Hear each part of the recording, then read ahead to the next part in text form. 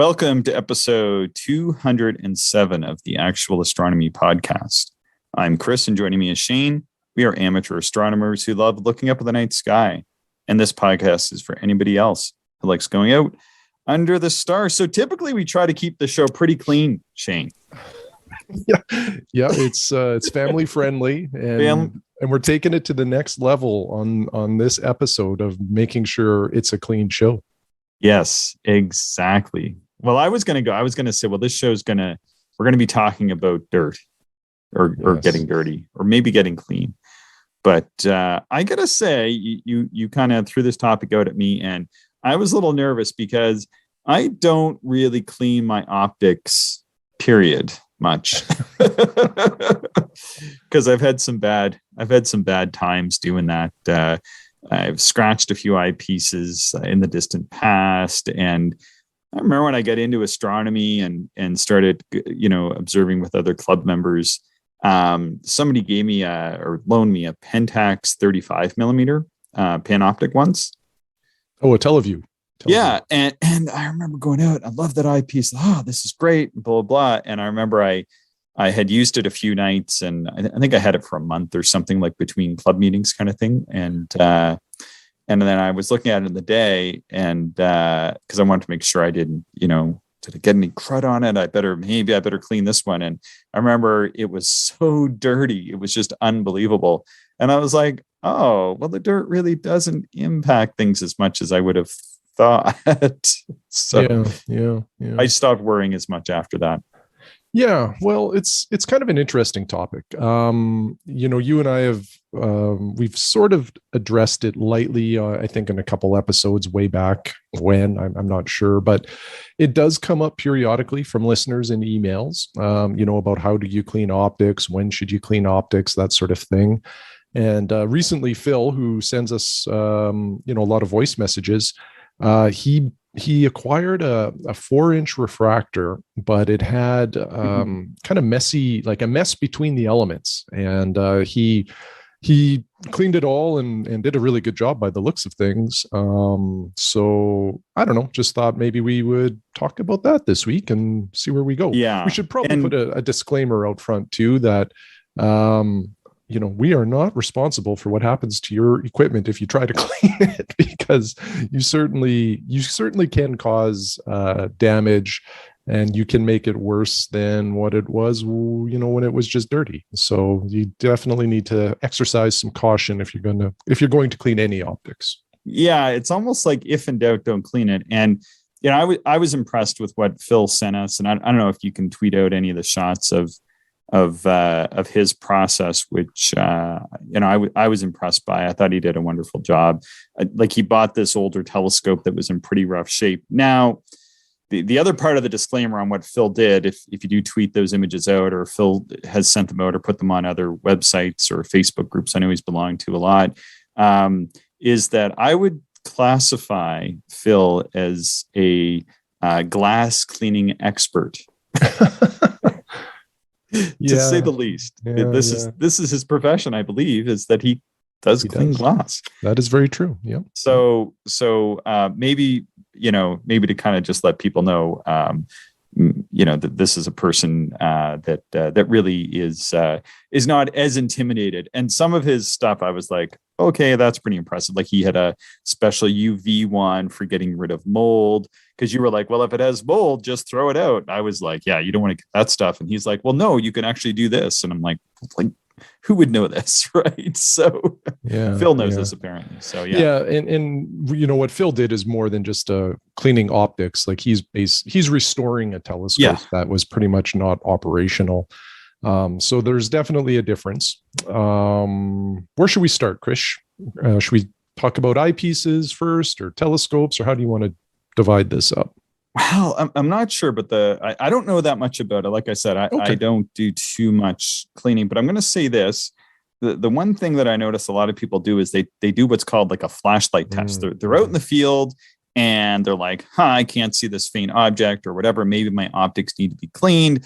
And they take a flashlight and they point them at, like, the objective lens of a refractor, or the exit lens of the eyepiece. And of course, in those kind of conditions, even microscopic flecks of dust or debris or whatever seem to get amplified for some reason. So I don't think that's the best way to look at your optics.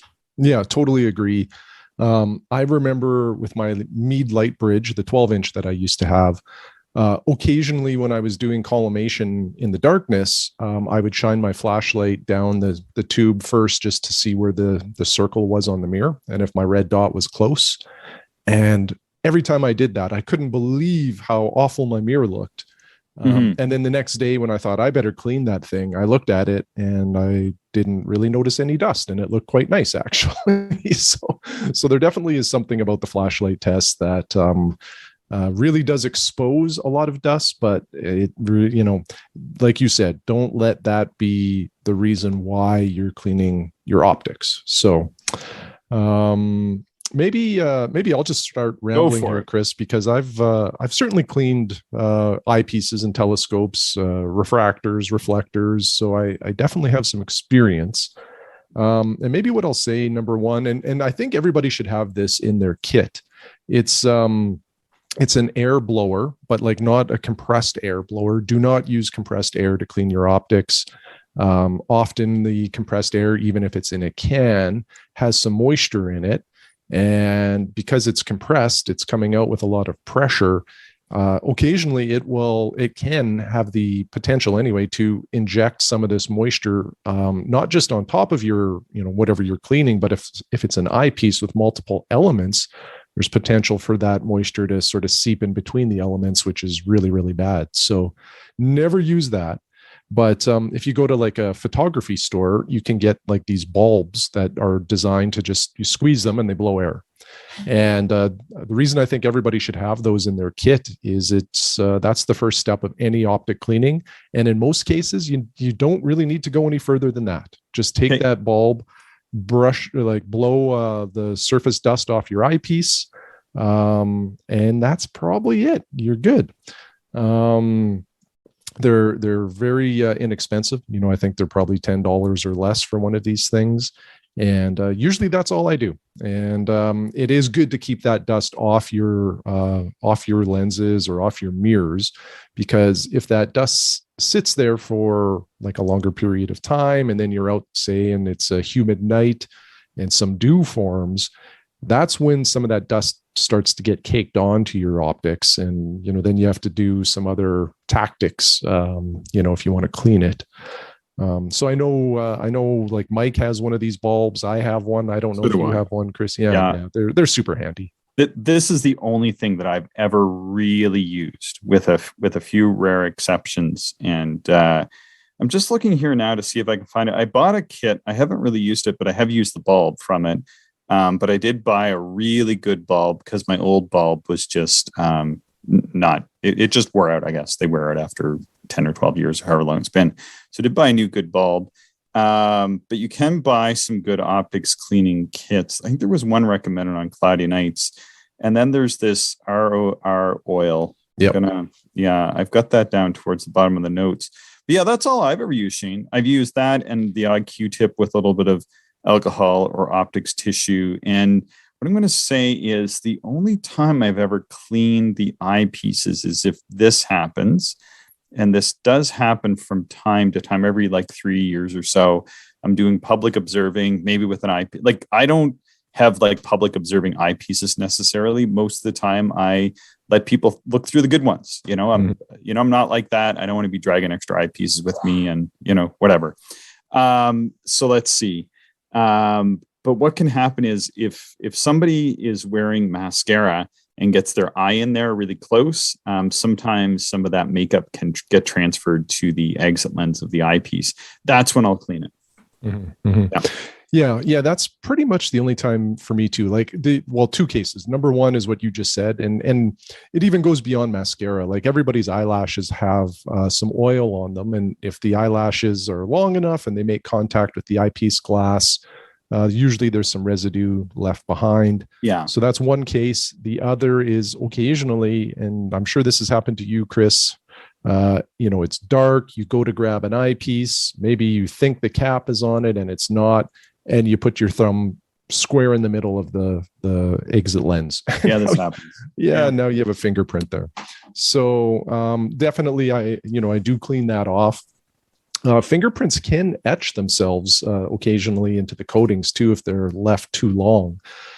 So it is a good idea to clean that stuff. So if we start with eyepieces, the number one thing to do before you touch that glass is to blow all of the dust off, or as much dust as you can.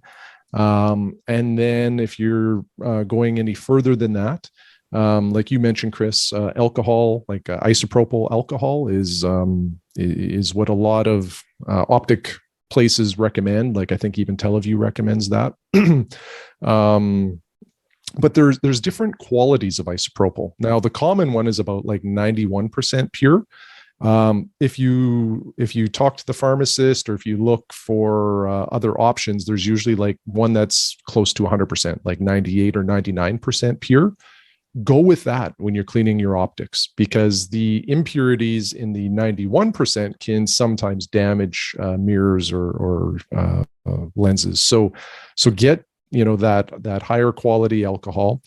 And I've always used just cotton balls. But again, there's like pure cotton balls, and then there's sort of the regular cotton balls. Go for the pure ones because they will be gentler on your optics. The other thing that I use is I have a big box of these Zeiss Optic wipes. Normally Zeiss stuff is super expensive. These are not, but they are really good. And they're basically just a moist towelette that you probably would use to clean your fingers sometimes, at like after a chicken wing eating episode or something like that. This is going in different directions now. Yeah, we're all over. You've still got Clint's offer for the deep fried chicken at 1 a.m. on your mind. I know that's what I do. Yeah. It's getting close to lunch where we're actually recording right now, so that doesn't help. But anyway, these Zeiss wipes are awesome because they don't leave like any streaking or residue behind, and they do a great job for this type of cleaning. So anyway, I start with blowing all the dust off. And then usually I'll just go to the Zeiss wipe and clean off the smudge from the eyelashes or my fingerprint or whatever. And that's it. I'll let it dry. Once it's dry, I cap it back up and it goes in the case. And yeah, that's basically it in a nutshell. If I'm doing my telescope objective, excuse me, same thing, is blow all of the dust off first. And I'll spend a considerable amount of time actually doing that because, that harder, like the dust particles can scratch or etch your optics. So blow all that off. And then what I will do is probably with the telescope objective, I'll use the alcohol cotton ball combination. And usually I just start in the middle and swipe up to like what would be 12 o'clock on a clock. And then that cotton ball goes in the garbage. Pull out another one, swipe up, put alcohol on it first, swipe up to 1 o'clock, and then that goes in the garbage. And basically do that all the way around the objective. And that should get it clean enough for use afterwards. Mm-hmm. And the reason why you want to throw that cotton ball out every single time is it will probably gather or collect some of the, particles or whatever's living on your optics. It'll gather that up, and you don't want to then, go to another part of the objective and swipe again, because whatever it picked up could now potentially scratch. So, mm-hmm. You throw out the cotton ball because that's way cheaper than a new objective on your telescope. So anyway, sounds good. Yeah, that's basically it. Now, occasionally what you'll run into is you might have like something that doesn't remove using that method. Now, whether it's like maybe you got some pollen in the air or something that's a little sticky that somehow, got onto your telescope. A common tactic that people use is a little saliva on like your finger, or on your thumb, and then just very gently rubbing on, wherever this kind of sticky or troublesome area might be. Our saliva has enzymes naturally in it that help to break down some of that stuff and make it easier to remove.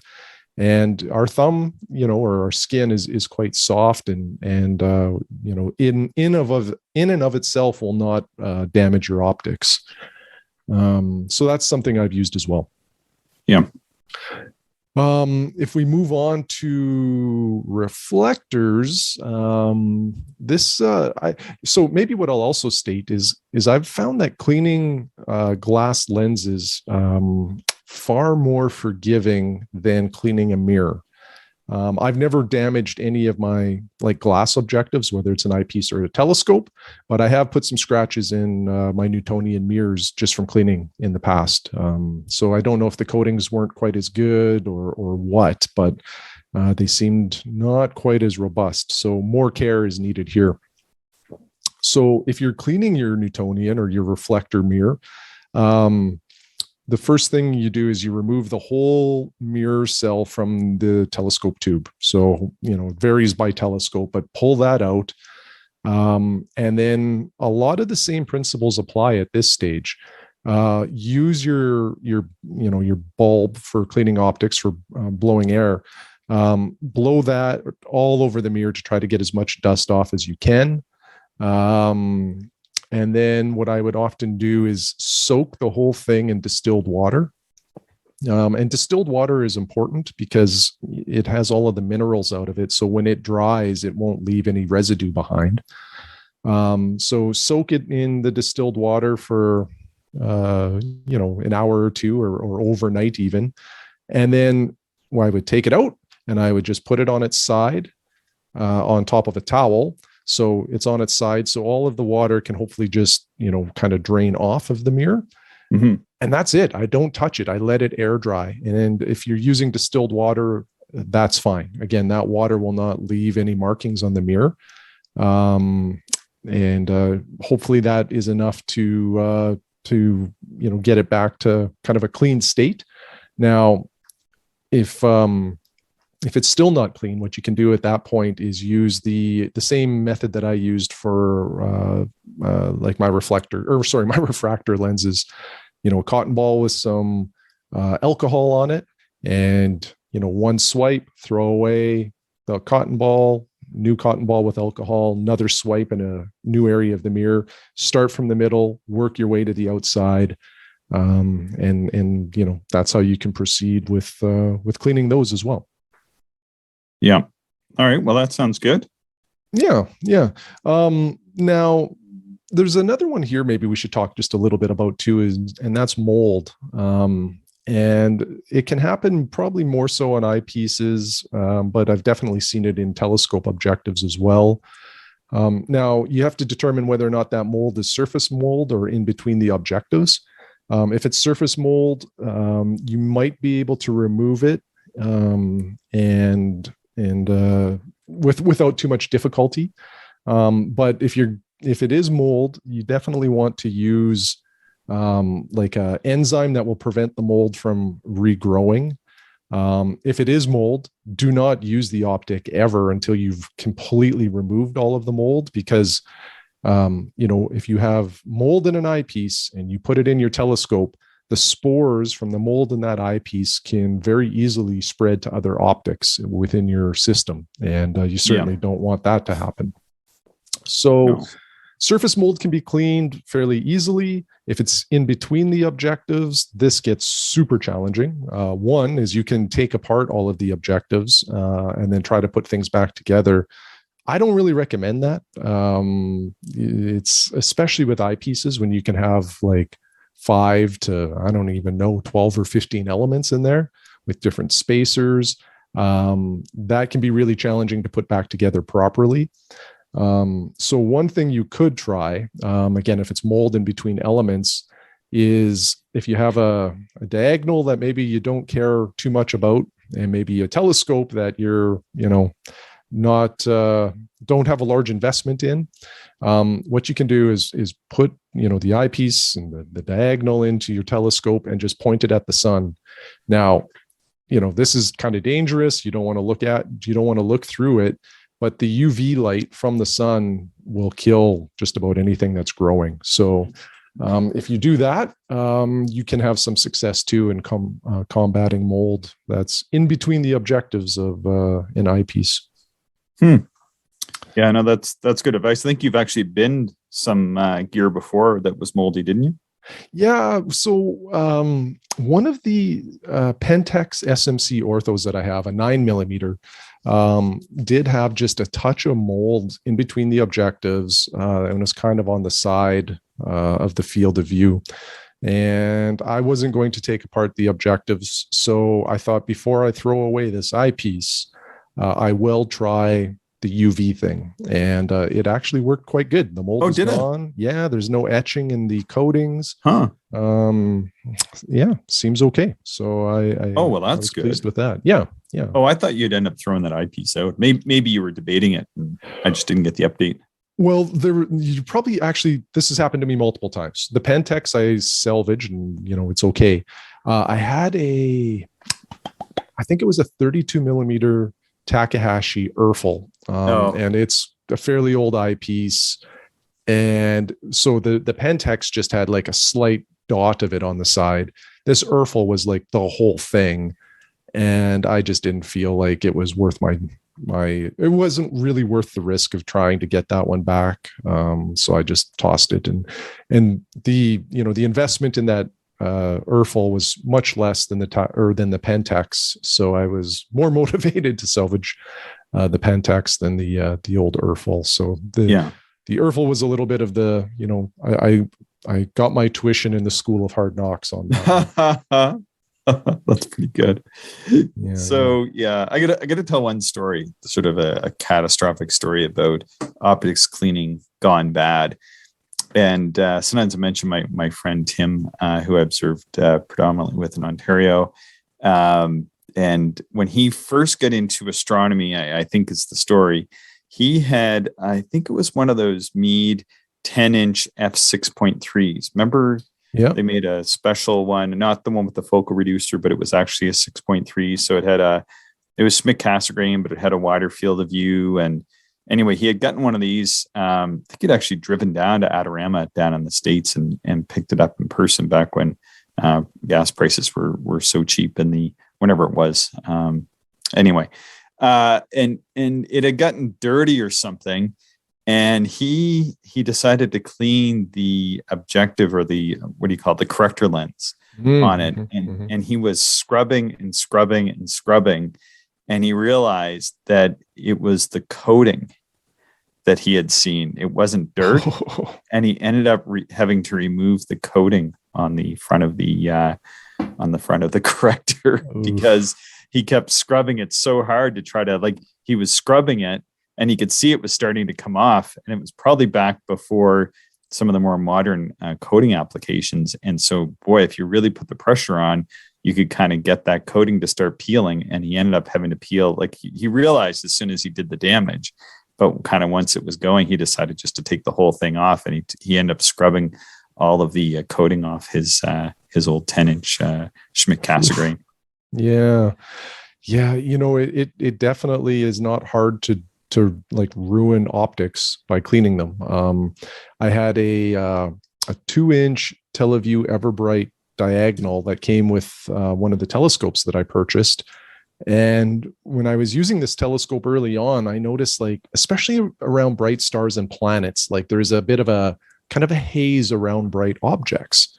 And this is sometimes a sign of you got to clean your optics. They're dirty. Well, I looked at the telescope objective. It was immaculate. My eyepiece, immaculate. And when I looked at the diagonal, it seemed like it was fine too. So I couldn't figure this out. And one day I don't even know what I was doing. I was at home. I wasn't even doing astronomy. And I was looking at this diagonal. And I just sort of, when I was looking at the mirror, I had it on a bit of an angle, and just that angle, how the light hit the mirror, it was just clouded with scratches, but you had to catch it at the right angle. And so the previous owner had probably cleaned this thing inappropriately or whatever. I don't know what happened, but while it looked pretty good for the most part, the right angle exposed a whole bunch of these scratches. And I can't even like describe how many scratches there were. It was just nonstop. And anyway, I replaced the diagonal with a different one, and that really made a lot of those halos disappear. So yeah, that can definitely be a problem. Again, this is why, probably the best thing to do is just try to not let your optics get dirty. Now, easier said than done. One of the things that is maybe the most impactful that I don't do, and maybe with a refractor, it's less important, but if you have a reflector, put down a ground mat first before you deploy your telescope. And then you put your telescope on top of this mat. And then what that can do, assuming you're like observing, say, in a dusty area, the mat just sort of helps you not stir up dust. And then that dust, ending up on your mirror. So yeah, I think the real goal is just to try and to make sure you're not inadvertently getting your stuff dirty, so cap up when you're not using the optics. You and I, when we've observed on the side of roads, sometimes, if a car is coming, first thing we do is get caps on the optics so that, the dust that, a vehicle might kick up doesn't bother us. So that is certainly, something to strive for as well. Yeah, no, that's a really good point. Yeah. And I think that's the thing that I typically practice most. Like if you think about, in the life of my telescopes or optics or whatever, like how much of their life is actually going to be spent exposed to the outside elements? Well, it's very small. And although any exposure is going to result in some dust or debris accumulation, by simply following that common practice of, if I'm not really looking through it, I cap it up. Like I know people that will go out and they'll just whip all the caps off all of their stuff. They'll put it out for the whole night or even multiple days sometimes and just leave the caps off. Well, in that case, that stuff's gonna need cleaning more frequently. But for like my eyepiece, like for example, the Doctor 12.5, right? I don't want to be cleaning that all the time, even though it can take it. And I'll get to that in a moment. As soon as I'm not looking through it, I've got the cap on it, and when it goes in the eyepiece tray, the cap goes on right away, and they're not sitting around, so it's less of a chance of getting that thumbprint on, like you were saying, which is always inevitable. But I'll probably do that once every 2 or 3 years, because I do try to follow pretty good safe practices with the caps anyway, especially with the exit lens caps. But one thing I want to add, and this is one thing that many people may not quite realize, is that when you're buying more expensive optics, like let's say, things like we were talking about, like Pentax, Takahashi, Teleview, I think Explore Scientific, a lot of the good reputable eyepiece manufacturers that are out there, some of the higher end eyepieces from everybody, they're baking in their coatings a little bit better than eyepieces that don't cost as much. So I know like the Pentax eyepieces, for example, they're not going to be scratched as easily. Like those are very, very hard, uniformly deposited coatings. So from what I understand, you have to be very careful, but you're less likely to damage that coating than say like one of these really inexpensive eyepieces I have, like just sort of beating around on my desktop here, that just came with an inexpensive telescope I bought for my nephew. But I was like, these eyepieces are not great, so I replaced them and just kind of keep them around here. But when I just sort of fooled around with those coatings can scratch pretty easily. Yeah, that's a really good point. Maybe some other stuff to mention too, Chris. Lens pens, I think, are pretty popular. A lens pen is especially if you're a photographer, a lot of photographers carry these things, and a lens pen has two ends. One is like a brush, to brush debris off of an optic. And then the other is like a polishing side, I guess. And like the cap has, it almost looks like shoe polish in there. And it's like a flat blunt end that you kind of rub on an optic, and it gets rid of smudges or anything like that. Mm-hmm. They're effective, but I don't use them at all. If I do, well, I shouldn't say that. I have a lens pen. The only part of it I use is the brush end. And that's sometimes step 2. So again, step 1 is always the air bulb to blow off the debris. If there's some debris that I can still see that the air's not getting, I may take the brush from the lens pen just to see if that light touch is able to free the debris. But I never use that polishing side. I just don't think that that's a good thing to do. Especially, if you have some debris sitting on the surface of that glass, adding that pressure to polish it, you have the potential of rubbing like an abrasive all over your lens, and causing some real damage. So I do not recommend that aspect. Some other advice that I can give just based on my experience is, if you're going to do this, make sure you're researched. So like, go to Teleview's site, go to Astrophysics, go to Bader. They all have instructions on how to clean optics. The weird thing is they all vary a little bit, but go ahead and read them and then decide on your approach. Once you have that figured out, make sure you have everything you need, all of the right supplies, and just make sure you take your time. Never clean something in the field at night. Beyond an air bulb, never do anything more at night in the field. If you really need to clean something, do it the next day when you have all kinds of time, because you don't want to rush this process. If you rush it, that's when you're more likely to maybe cause some damage. No, exactly. And back in August 11th of 2020, Bill Paloni, he put out a very brief description of how he does it. And this is the one that really caught my attention as probably being one of the better ways to do it, because it's pretty simple and straightforward. Bill said that he uses 91% alcohol on a Q-tip or cotton pad, kind of like what Shane described with, you can go through and do it that way. And mostly desaturated ethanol, but sometimes isopropyl also. And then he follows that up with ROR oil, which is residual oil remover that you can get from BH Photo. And very simple process. Use the lens brush to wipe away anything loose. I guess like use the bulb, like you said, Shane, and then lens brush, and then apply the alcohol, and then pat the surface and give it 30 seconds to let it do its stuff, and then wipe it, like you said, either with the Q-tip or the cotton swab. And then follow a second application of the alcohol with no sit time, and then wipe it dry, and then follow that with the RR application. And that leaves the least residual. You wipe that off again using that same technique with the cotton swab or a Q-tip.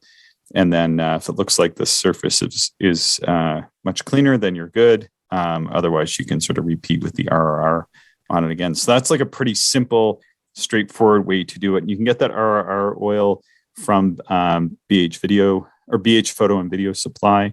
I bought some. It's about $10, pretty cheap. And then I think, like you had suggested, bought some of those pads from Zeiss, and those wet moist ones, and then as well bought a new bulb and some other stuff last year. But I've only really been using the bulb. I feel like that's probably the best technique, the bulb, and then the brush sometimes when there's big debris. And that's really it. I usually don't, unless things are getting really bad, or unless there's makeup or some other oil, or I did the thumbprint. That's pretty much how I roll with it. Yeah. No, I think that's really good advice. And Bill Paoloni, we've referenced him many times. He is probably one of the more renowned eyepiece reviewers. He used to post on Cloudy Nights. Now he's on his own. I don't know if it's his, but he's kind of exclusively on another forum that I think it's called like the Sky Searchers or something like that. I can't remember the name of it, but anyway, if Bill has a process, I certainly trust his judgment, and I'm sure that is a good one to follow. Cool. All right. Anything else that we need to cover with this, Shane? The only other thing I'll mention is just maybe a bit of a repeat, but taking apart telescope objectives or taking apart eyepiece, like the eyepiece objectives too, the lenses in there, that can be really, really challenging because it's not just even like putting them together in the right order, but it's also like, especially with the telescope objective, like if they're just misaligned slightly by having, say, like the top objective just rotated slightly than where it was in the original configuration, can throw off the alignment of those objectives and really, cause your telescope to not function properly anymore.